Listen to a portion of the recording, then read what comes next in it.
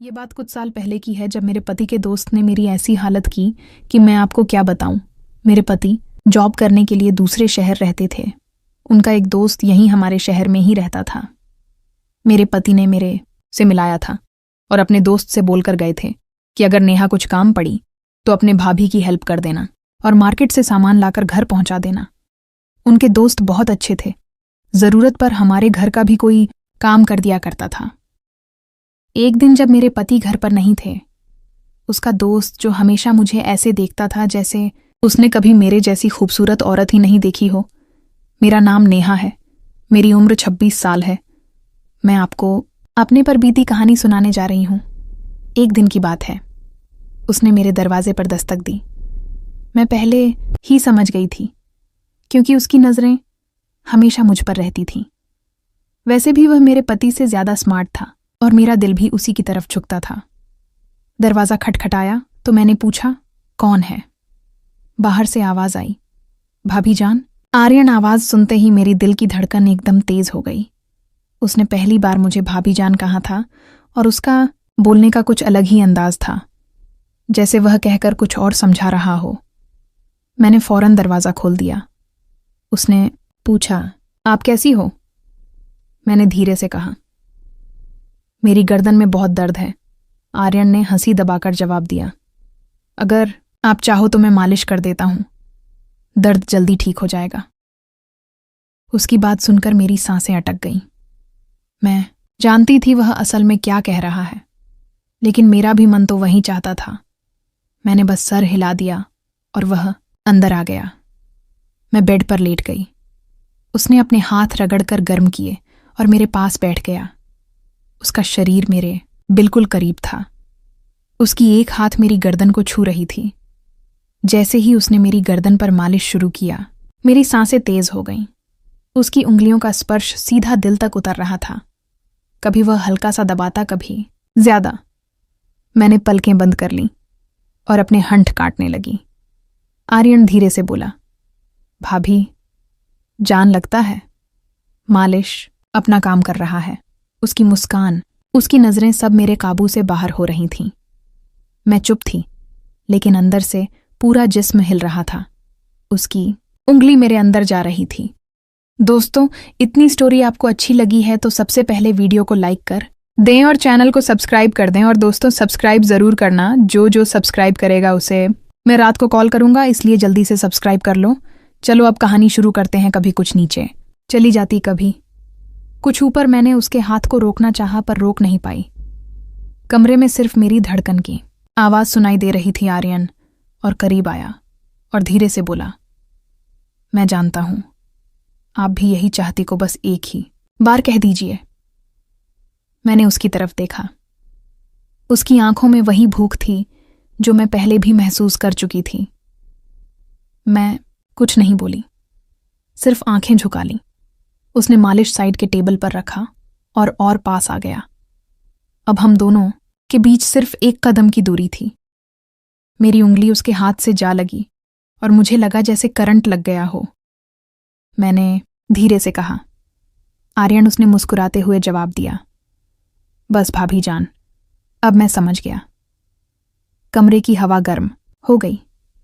दरवाजा बंद था। पति घर पर नहीं था। मैं और आर्यन एक ऐसे मोड़ पर थे जहां से लौटना मुश्किल था। आर्यन सीधा मेरी आंखों में देखने लगा। उसकी नजरें ऐसी थीं जैसे पूरा जिस्म देख रही हो। मैं चुप थी, बस हंठ काटती रही। उसने धीरे से कहा, भाभी जान, आप बोलती क्यों नहीं?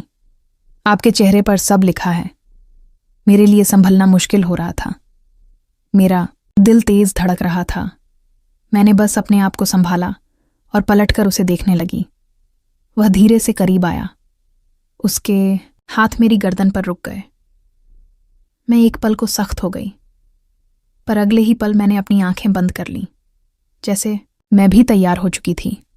आर्यन धीमी आवाज के साथ कहा, अभी दर्द कम करना है या और ज्यादा करना है? मेरे होठों पर हल्की सी मुस्कुराहट आई, लेकिन मैंने कुछ नहीं बोला। उसकी आवाज, उसकी सांसें, सब कुछ मेरे अंदर घूम रही थी।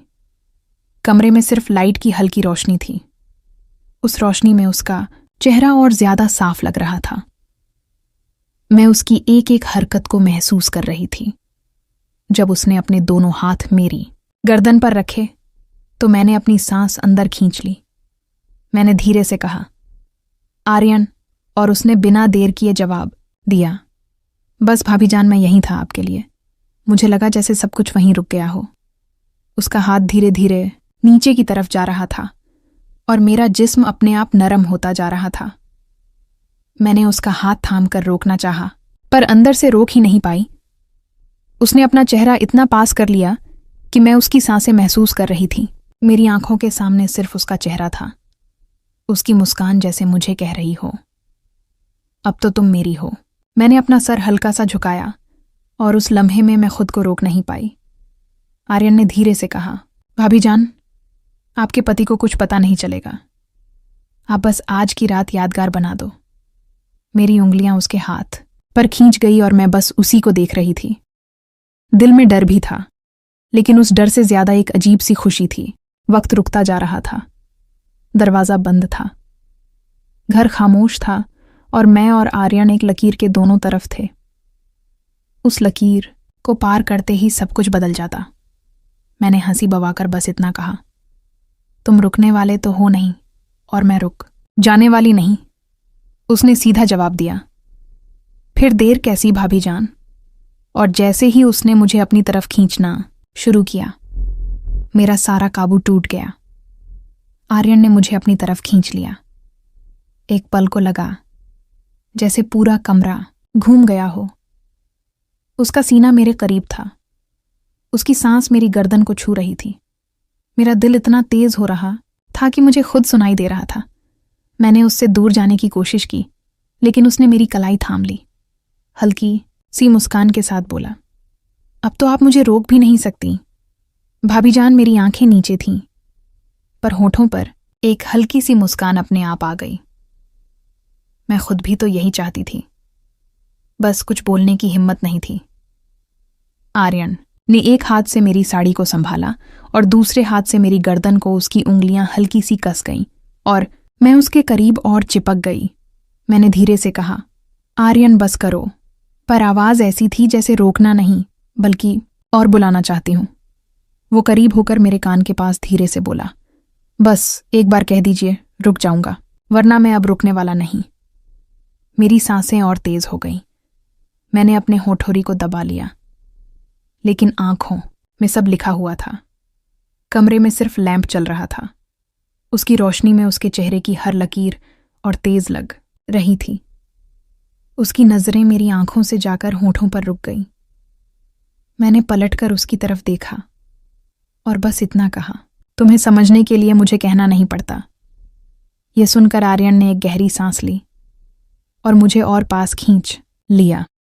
अब हमारे बीच कुछ इंच का भी फासला नहीं था।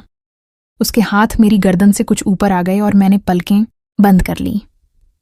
उस पल मुझे लगा जैसे सब कुछ रुक गया है। दरवाजा बंद, घर खामोश और हम दोनों अकेले पति घर पर नहीं था और मैं अपने पति के दोस्त की बाहों में थी। आर्यन ने बोला, भाभी जान, आज के बाद सब कुछ बदल जाएगा।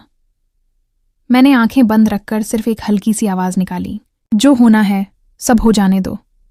और अगले ही पल आर्यन ने एक कदम आगे लिया, जहां से लौटना मुश्किल था। आर्यन का चेहरा मेरे बिल्कुल पास था। उसकी नजरें मेरी आंखों से होठों तक बार बार जा रही थीं। मैंने अपने होंठ दबा लिए और उसकी भूख मुझे साफ नजर आ रही थी। मैंने हल्की सी आवाज में कहा, आर्यन, अगर कोई आ गया तो उसने हंसी दबाकर जवाब दिया, दरवाजा बंद है और घर में और कोई नहीं, अब सिर्फ मैं और आप हूं। उसकी आवाज इतनी मधुर थी कि मेरे पैर अपने आप नरम हो गए। मेरा दिल कह रहा था रुक जाओ, पर जिस्म कह रहा था रुकना मत। आर्यन ने एक हाथ से मेरी गर्दन को और कस लिया और दूसरे हाथ से मेरी साड़ी को साइड कर दिया। उसकी उंगलियां मेरी गर्दन के पास से फिसलती हुई नीचे आईं। मेरी सांसें फिर से तेज हो गईं। मैं उसकी तरफ पलट कर बोली, तुम्हें समझ नहीं आ रहा, मैं रोक नहीं पाऊंगी अपने आप को। आर्यन और करीब आया और हल्की आवाज में बोला, इसीलिए तो आया हूं, आपको रोकने नहीं, खुश करने। उस पल मेरी आंखें उसके चेहरे पर अटक गईं। उसका अंदाज, उसका आवाज, सब कुछ मुझे उसकी ओर खींच रहा था। मैंने अपना हाथ उसके सीने पर रखा, जैसे दूर करने के लिए, पर वह दूर नहीं हुआ बल्कि और पास आ गया।